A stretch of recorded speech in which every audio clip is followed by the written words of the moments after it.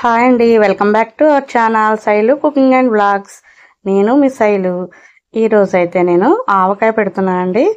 ఆవకాయ ఎలా పెట్టాలో కేజీల కొలతల్లో చూసేద్దాం. ముందుగా మామిడికాయలన్నీ వాటర్లో వేసుకుని ఒక 10 మినిట్స్ అయితే నాననిచ్చి బాగా వాష్ చేసుకోవాలి.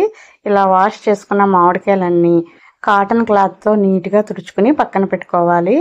ఒక 10 నిమిషాలు అయితే తుడుచుకుని అలా ఉంచితే కొంచెం తడి ఉన్నా ఆరిపోతుందండి. ఇలా అన్ని కాయలన్నీ తుడుచుకుని ముక్కలుగా కట్ చేసుకోవాలి. నేనైతే బయట మార్కెట్కి పంపించి ఇలా ముక్కలుగా కట్ చేయించానండి. చూసారు కదా, మీకు ఏ సైజు ముక్కలు కావాలంటే ఆ సైజులో కొట్టిస్తారు. 100 కాయలకి కొంచెం అమౌంట్ అని తీసుకుని ఇలా కట్ చేసి ఇస్తారు. ఇప్పుడు మామిడికాయ ముక్కలన్నీ కూడా క్లాత్తో తుడుచుకుని అలాగే జీడికున్న తెల్లటి పొపర్ ఉంటుందండి, అది కూడా క్లీన్ చేసుకుని మామిడికాయ ముక్కలన్నీ కూడా ఇలాగే క్లీన్ చేసుకుని పక్కన పెట్టుకోవాలి. ఇలా తెల్లటి పొపర్ కూడా తీసేయడం వల్ల సంవత్సరం అంతా కూడా పాడవకుండా ఉంటుందండి పచ్చడి, లేదంటే త్వరగా పాడైపోతుంది. ఇలా అన్ని క్లీన్ చేసుకున్న తర్వాత ఇప్పుడు 1/2 కేజీ పట్టే లోటాతో నేనైతే ముక్కలు కొలుచుకుంటున్నాను. ఇది 1/2 కేజీ పట్టే లోటా. దీంతో అయితే ముక్కలు కొలుచుకోవాలి. నాకైతే 2 కేజీల ముక్కలు అయ్యాయండి. మీరు 1 కేజీకి పెట్టుకునేటట్టయితే నేను చూపించే కొలతలన్నీ కూడా హాఫ్ చేసుకుని వేసుకోవాలి. నాకైతే 2 కేజీల ముక్కలు అయ్యాయి. వీటికి కొలతలు చూపిస్తాను. ఇప్పుడు ఒక ప్లేట్ తీసుకుని 2 కేజీల మామిడికాయ ముక్కలకి 1 కేజీ కారం పడుతుంది. 1 కేజీ కారం, అలాగే 1/2 కేజీ ఉప్పు, రాళ్ళు ఉప్పు అండి. దీన్ని ఎండలో పెట్టి మిక్సీ పట్టుకుంటే మెత్తగా ఉప్పు అయితే రెడీ అవుతుంది.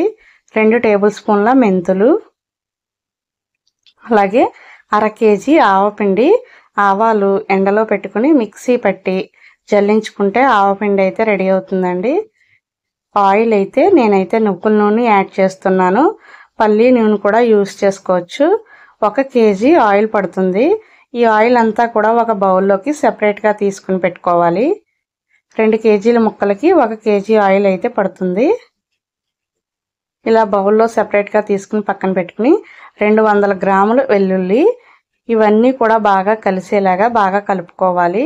ఉప్పు, కారం, ఆవపిండి, మెంతులు, వెల్లుల్లి బాగా కలిసేలాగా బాగా కలుపుకుని పక్కన పెట్టుకుని ముందుగా మనం పోసుకున్న గిన్నె ఆయిల్ కూడా పక్కన పెట్టుకోవాలి.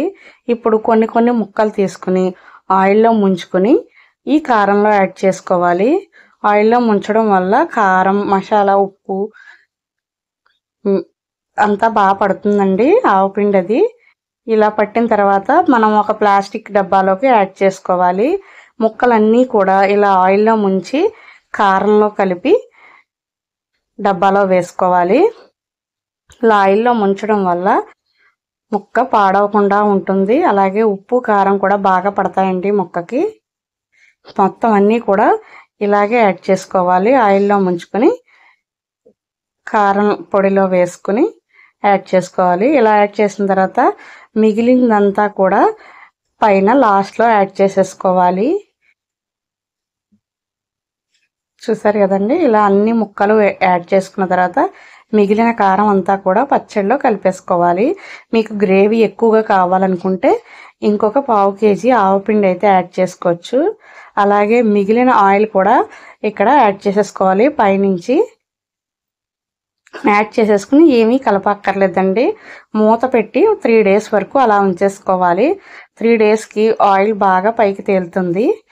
3 డేస్ తర్వాత చూద్దాం. మూత పెట్టి 3 డేస్ అయితే పక్కన పెట్టుకోవాలి.